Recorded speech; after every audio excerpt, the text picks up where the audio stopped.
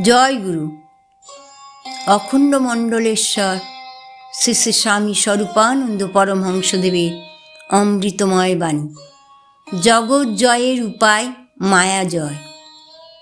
শ্রী শ্রী বামুনি বলিলেন, সংসারের মায়া আর বৈষয়িক প্রলোভন, এই দুই বস্তু যে ত্যাগ করতে পারে, সমগ্র জগৎ তার পায়ে উঠে পড়ে। কিন্তু দুটি কাজই সমান কঠিন। সংসারকে যতক্ষণ আমার আমার বলে মনে হবে, ততক্ষণ মায়া কাটাবার উপায় নেই। সংসারের মালিক আমি নই, মালিক ভগবান। এই ভাব নিয়ে যে সংসারকে সেবা দেয়, মায়া তাকে এঁটে উঠতে পারে না। যেমন হাসপাতালের ডাক্তার দৈনিক শত শত রোগী দেখছে, কাউকে উপদেশ দিচ্ছে, কাউকে ওষুধ দিচ্ছে, কাউকে অস্ত্রোপচার করছে, কারুর মৃতদেহ মর্গে পাঠিয়ে দিচ্ছে।